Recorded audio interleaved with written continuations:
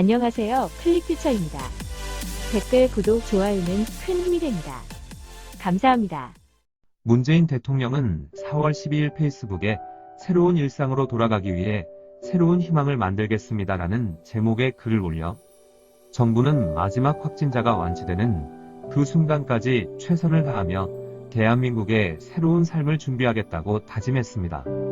또 크고 작은 희생과 헌신으로 사람의 소중함과 자유의 소중함을 함께 지키고 있는 우리 국민들이 자랑스럽다며 국민들께 감사의 말을 전하고 우리 국민들은 어려운 시기에 용기와 사랑을 실천하며 위기를 희망으로 만들어가고 있다고 격려했습니다.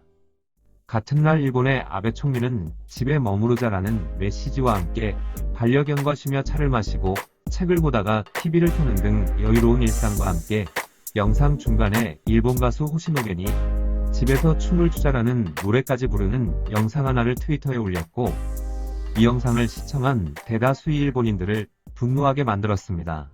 일본에선 11일 하루 동안 743명의 신규 환자가 발생해 나흘 연속 신규 확진자 수 최다 기록이 나왔고 코로나로 직장을 잃은 실업자들에 대한 도발이라는 비난이 쏟아졌습니다. 일본인의 특성을 말해주는 대표적인 단어에는 혼내와 다테마에라는 단어가 있습니다. 혼내와 다테마에는 흔히 속마음과 겉마음으로 이해하고 있지만 이 중 다테마에라는 단어는 사회적인 규범에 의거해 상대방의 기분을 배려한 마음이라는 의미로 전체의 조화를 위해 개인이 존재한다는 개념으로서 그들에게는 위덕이 되는 문화입니다.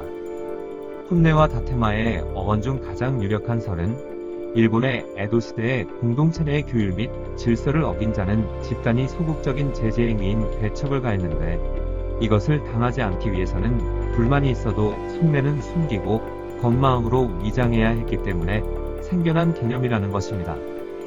보통의 일본인들은 두 개의 다른 마음의 언어를 제어하며 상대방을 대한다는 사실을 인지하면서도 그 사실에 불편해하지 않아 보입니다. 인간은 누구나 양면성을 지니고 있기 때문에 드러나는 겉마음과 속마음의 개념에 사회나 공동체를 위한 바른 도리라는 정의를 세우고 마음을 제어하는 일본인들이 더 위선적이라고 주장할 수는 없습니다. 다만 클릭퓨처가 보는 관점에서는 두 가지 다른 상충된 생각을 제어하며 표현하는 것이 익숙한 일본인들에게는 현재와 같이 위중한 상황에서조차 자신들이 속내를 보이며 원하는 것을 주장하고 쟁취해 나가는 것은 불가능해 보이는 것이 사실입니다. 주권 국가에 있어서 인권의 정의는 정부의 일방적 권력 남용과 억압에 대항하여 인간이 요구할 수 있고 보호보장을 받을 수 있는 보편적 권리를 일컫습니다. 그 중에 가장 중요한 생명 권리를 정치 지도자 한 명으로 인해 송두리째 뺏길 상황에 처하자 그들에게도 작은 변화가 나타났습니다. 그동안 대한민국의 방역 역량에 관련한 전 세계의 평가를 의도적으로 축소 또는 왜곡시키던 일본 방송국들과 언론사에서 올림픽 연기 결정 후 기조를 바꿔가며 대한민국 방역 시스템의 장점을 소개하기 시작한 것을 여러분들도 다 아시고 계실 겁니다.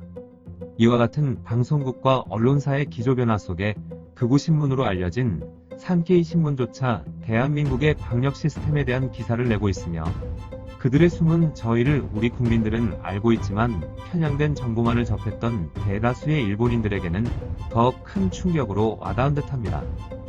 일본의 마이니치 신문형 문파는 아베 신조 총리의 지난 4월 7일 국가 비상사태 선포 이전 한 달 동안 갤럽 국제협회가 실시한 여론조사의 결과를 바탕으로 일본인들의 60%는 자국 정부의 위기 대처가 부실하고 바이러스의 초기 단계를 제대로 처리하지 못했다고 생각한다라는 제목으로 보도했습니다. 이는 현재 세계에서 가장 높은 감염 사망률이 발생하고 있는 미국 여론조사의 결과인 46%보다 높은 수치라는 것을 마이니치 신문은 분석 보도했습니다. 4월 10일자 미국 CNN에서는 아베의 국가 비상사태 선포 이후에도 변화가 없는 일본, 특히 도쿄의 상황을 생중계했고 그 뉴스를 시청 또는 전해들은 일본인들의 반응이 폭발적인 상황입니다.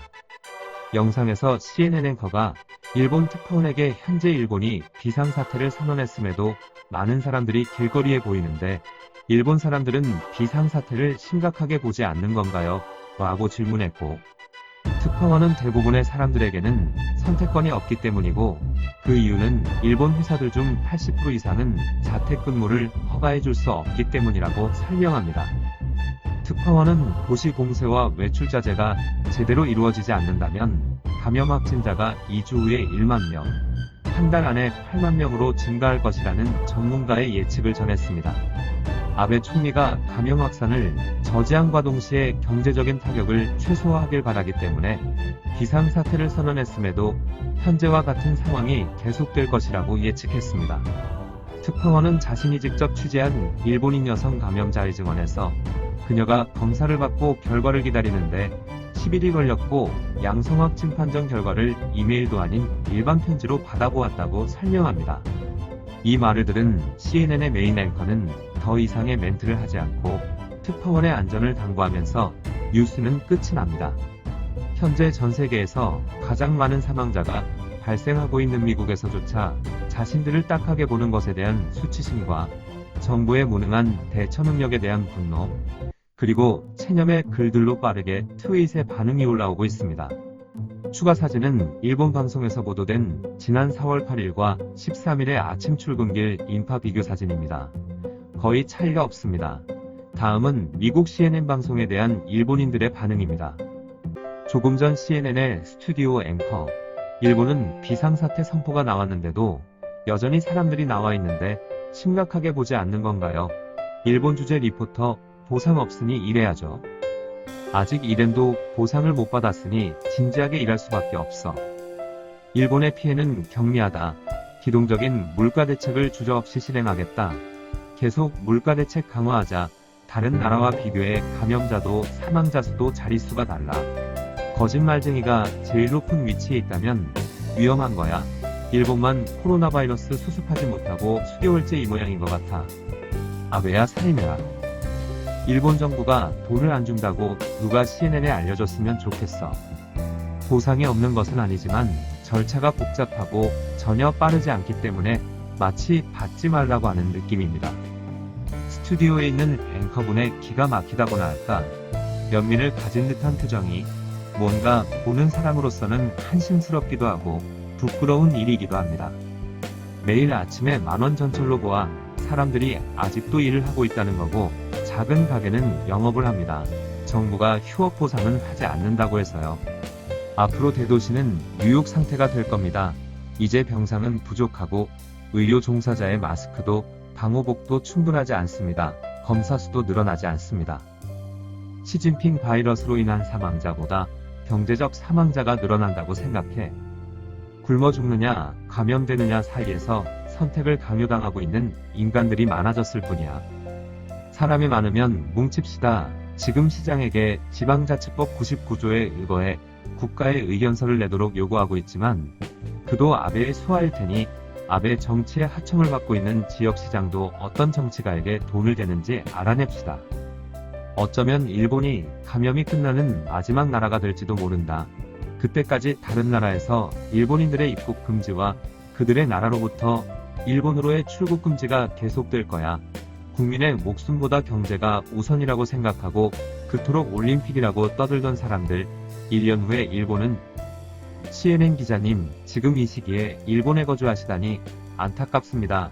일본의 상황을 세계에 널리 알려주세요. 남의 불행을 바라면 안 되는데요.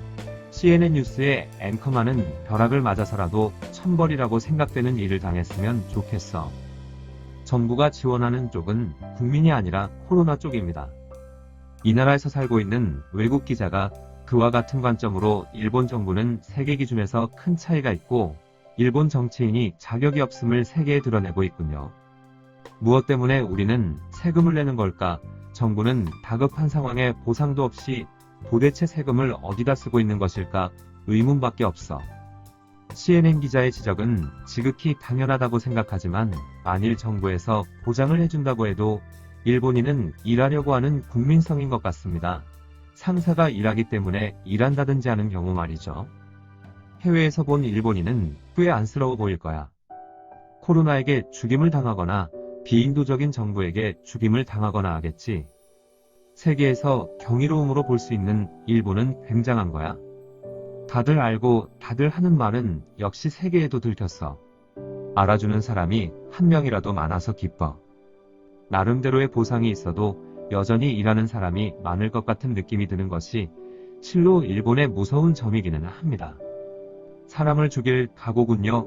코로나 같은 경우는요, 정말 무서운 병이에요.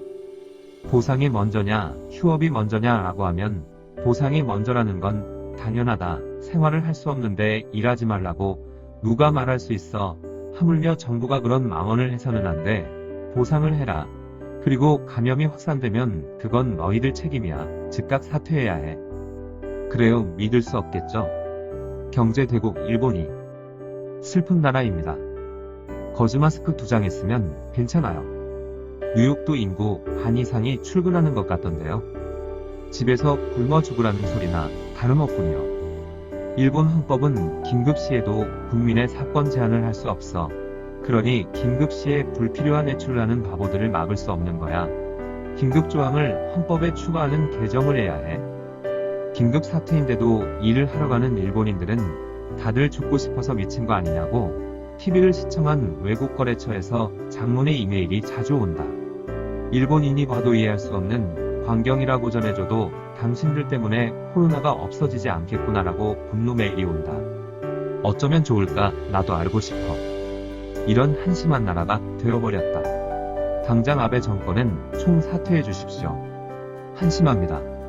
자민당 내 내각 불신임 결의안을 자민당에는 투표 안 한다.